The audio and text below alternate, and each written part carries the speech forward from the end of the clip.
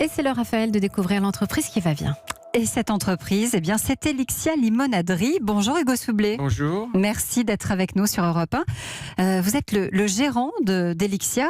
C'est la 6e génération. C'est votre belle famille qui a démarré l'aventure. On est en 1856 à Champagnole, dans le Jura. Et c'est un certain Faustin Gérardet qui démarre. On n'est pas au départ que sur la limonade. Voilà, au départ, il y avait il y avait des limonadiers en fait dans toute la France, dans toutes les petites villes.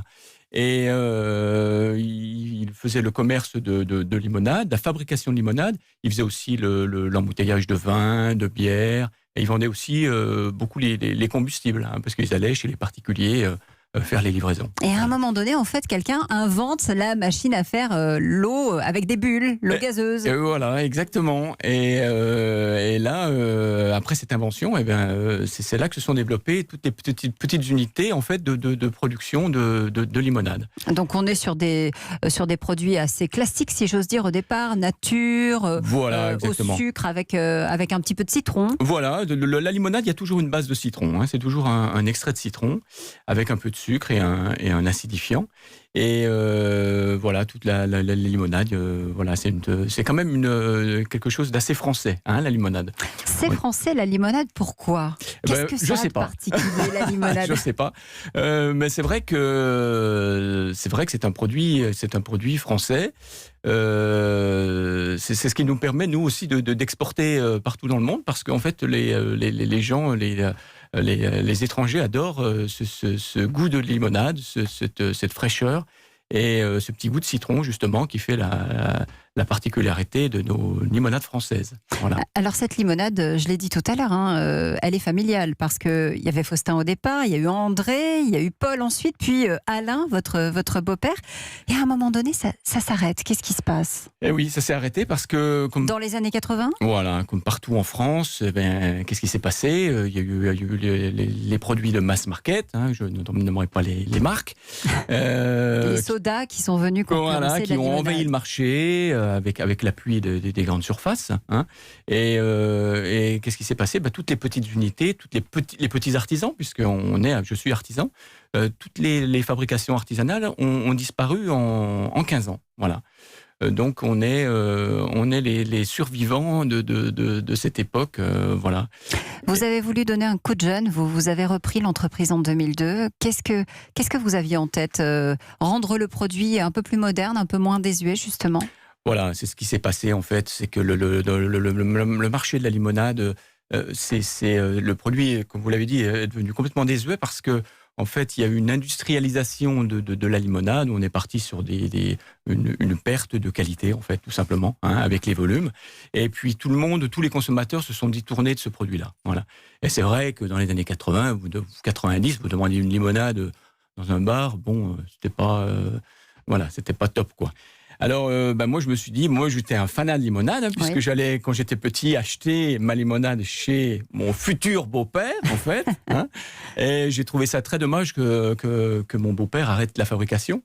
Et je me suis dit, il y a quelque chose à faire. Alors, évidemment, on a relooké, on a refait le design des bouteilles. Elles sont là, les bouteilles, avec nous. Et on a innové, on est parti de la recette classique.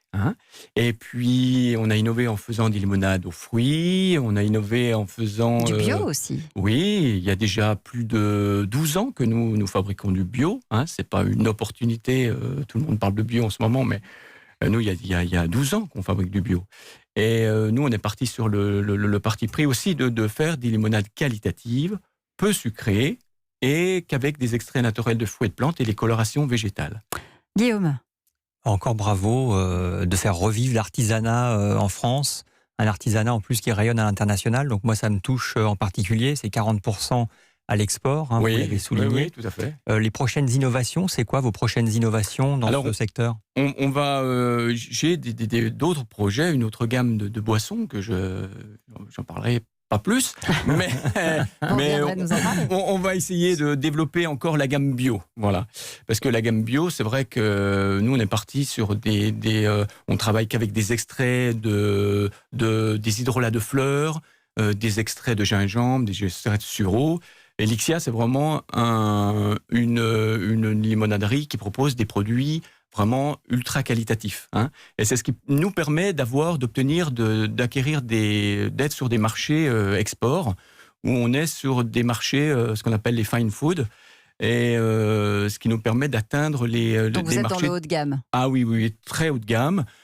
Parce que des gourmets, il y en a en France, mais il y en a beaucoup ailleurs aussi. Hein. Et vous avez un produit phare. Alors moi, je ne le connaissais pas. C'est Elixia Or. C'est ça, avec des petites paillettes d'or. Oui, voilà, ça c'est un produit un petit peu gadget, mais un peu bling bling. Voilà. En fait, ce qui s'est passé, c'est qu'on a un importateur à Dubaï.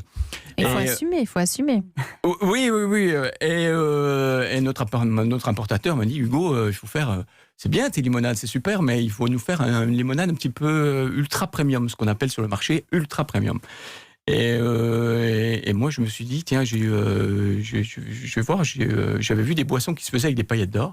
Champagne. Alimentaire, voilà. Et moi, je me suis dit, tiens, je vais lui proposer ça. Voilà. Et puis, c'est ce qui a fait, voilà, en 2010. Le succès. Et c'est ce qui a fait connaître Elixia, voilà, partout. Elixia Or. Voilà, Elixia Or, voilà, ça a été le produit phare. Un des produits phares d'Elixia Limonaderie. C'était l'entreprise qui va bien. Merci. Merci. D'être venu nous la présenter aujourd'hui.